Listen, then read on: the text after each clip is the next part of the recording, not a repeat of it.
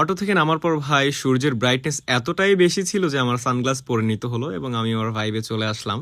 আসসালামু আলাইকুম গাইস, কেমন আছেন সবাই? আজ চলে গিয়েছিলাম গোপালগঞ্জ টাউনে জসিম ভাইয়ের খেলা দেখার উদ্দেশ্যে এবং আমাদের ঘোরার উদ্দেশ্যে। ও বাবা, ড্রিম বাস যাইতেছে দেখি। তো যাই হোক, আমাদের উদ্দেশ্য ছিল হচ্ছে বাসে একসাথে আড্ডা দিতে দিতে যাওয়া। সেজন্য বাসের সাইডে সিটে বসেছি এবং বাতাসের কারণে ওয়েদারটা ভালোই লাগছিল।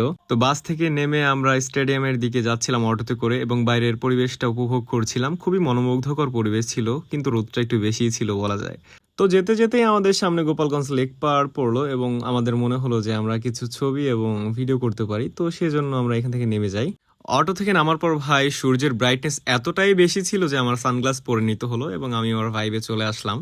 এরপর আমরা গুটি গুটি পায়ে লেক পাড়ের দিকে এগিয়ে চলতে লাগলাম। আমার সাথে ছিল হচ্ছে রনি ভাই, রাতুল এবং আমার আরেকটা ভাইয়া ছিল। হ্যাঁ, যেতে না যেতেই আমাদের চোখে পড়লো গোপালগঞ্জের কিছু পারমাণবিক অস্ত্র, যেগুলো যুদ্ধের সময় ব্যবহৃত হবে।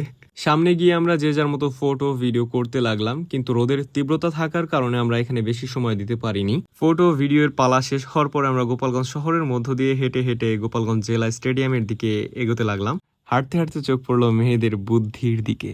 যাই হোক, জাস্ট ফর ফান।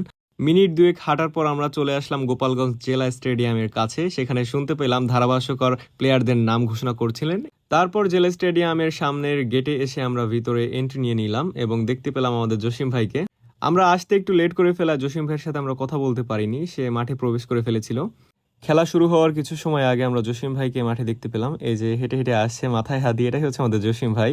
খুবই ভালো মানের প্লেয়ার ভাই। আমরা যদিও আশরাফুল প্লেয়ার, খেলা চলমান অবস্থায় আমরা খেলা দেখতে দেখতে কোনো ফুটেজ নিতে পারিনি। এরপর হাফ টাইম হয়ে গেল এবং আমরা জসিম ভাইয়ের পাশে এসে দাঁড়ালাম এবং তাদের কার্যকলাপ পর্যবেক্ষণ করতে লাগলাম। আবার খেলা শুরু হলো এবং খেলার শেষ পর্যায়ে আমরাই পরাজিত হলাম। খেলায় হার জিত আছে, তবে দুই দলের পারফরমেন্সই অনেক ভালো ছিল। খেলাটা আমরা উপভোগ করতে পেরেছি, খুবই ভালো লেগেছে আমাদের কাছে। এরপর জসিম ভাইয়ের সাথে কথা বলে তার থেকে বিদায় নিয়ে আমরা স্টেডিয়াম থেকে বের হয়ে যাই। স্টেডিয়ামটা পুলিশ সুপারের কার্যালয়ের পাশেই হওয়ায় আমরা পুলিশ সুপারের কার্যালয়টা ঘুরে তারপর বাসার দিকে রওনা হই এবং এরকম সুন্দর একটি পরিবেশ উপভোগ করতে করতে আমরা বাসার দিকে চলে আসি।